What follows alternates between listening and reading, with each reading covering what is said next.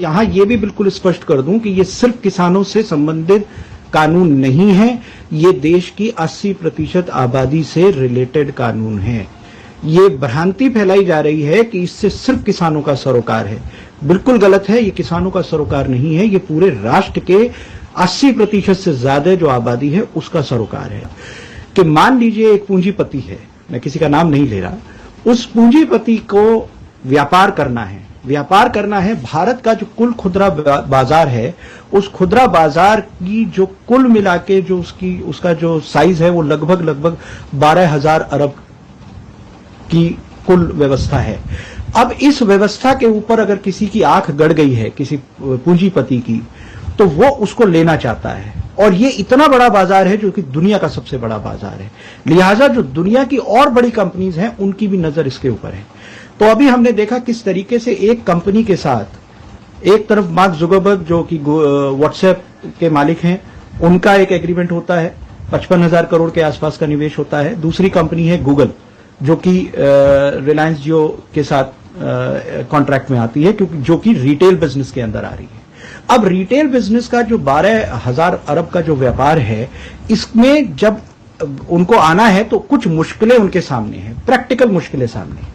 सबसे पहली बात यह है कि इस देश के जो मौजूदा कानून था, उस कानून में जो कृषि उत्पाद थे वो राज्यों के सरोकार थे। इसलिए अलग अलग प्रदेश में अलग अलग कानून के हिसाब से मंडियां समितियां चलती थी। मंडी में ही खेती किसानी के उत्पाद कोई दूसरा आदमी खरीद सकता था। यहां मैं स्पष्ट कर दूं कि किसानों को अपनी उपज बेचने से कहीं कोई रोक टोक नहीं थी। पहले से ही किसान आजाद था, वो अपने उत्पाद कहीं भी बेच सकता था राज्य के सीमाओं के अंदर। लेकिन इसमें भी एक बहुत बड़ी भ्रांति लगातार फैलाई जा रही है। तो एक उद्योगपति को अगर इस व्यापार में आना था तो उसके सामने एक सबसे बड़ी दिक्कत यह थी कि उसे देश के सभी राज्यों में अपनी आड़त खोलनी पड़ती, सभी राज्यों के अलग अलग टैक्सेशन को मेंटेन करना पड़ता। कहीं पे 2% टैक्स है, कहीं पे 4% टैक्स है, 2 से 6% के आसपास का टैक्स वेरिएशन है पूरे देश के अंदर। तो इस पूरी व्यवस्था से उसको व्यापार करने में बहुत बड़ी दिक्कत और तकलीफ आने वाली थी। इसीलिए एपीएमसी एक्ट को डाइल्यूट किया गया। अब उस उद्योगपति को, उस व्यापारी को, उस पूंजीपति को कोई लाइसेंस कहीं लेने की जरूरत नहीं है। पूरे देश भर में से कहीं भी अपने एजेंटों को भेज के वो माल खरीद सकता है। तो ये उस व्यापार की व्यवस्था को आसान और सुलभ करने के लिए पहला एक्ट खत्म किया गया, जो कि एपीएमसी एक्ट है। अब जब उस व्यापारी ने माल खरीदना शुरू किया, तो जब उसने माल खरीदा है तो अब उसकी जो दूसरी दिक्कत है वो ये है कि मान लीजिए वो एक सीमा से अधिक माल का स्टोरेज करता है, क्योंकि जब माल पूरे देश में खरीदेगा तो स्टोरेज कैपेसिटी बढ़ेगी।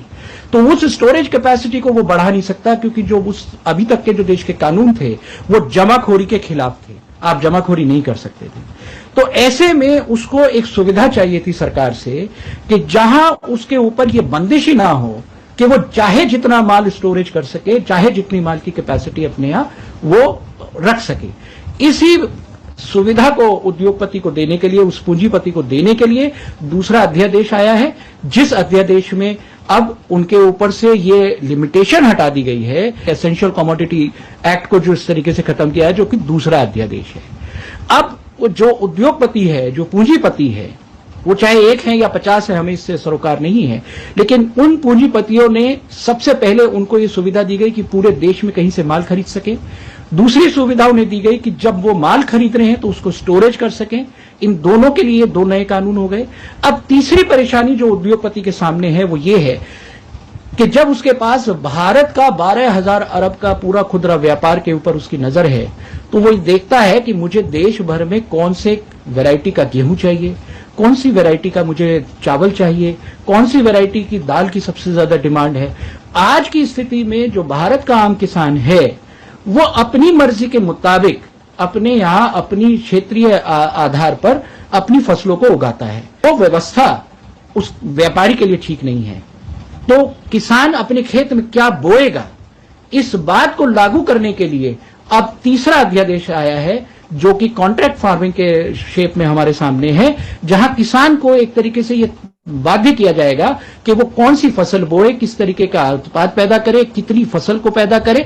तो ये तीनों के तीनों अध्यादेश, इनका किसान से कोई लेना देना नहीं है। ये किसान को बर्बाद करेंगे और ये उद्योगपतियों के लिए, पूंजीपतियों के लिए एक नई बाजार की जो व्यवस्था है, जो नया वर्ल्ड ऑर्डर आ रहा है पोस्ट कोरोना, इसमें वो कैसे इस बड़े व्यापार को, दुनिया के सबसे बड़े व्यापार में उनकी हिस्सेदारी बड़ी कैसे हो, ये इसलिए ये सारे के सारे अध्यादेश आए हैं।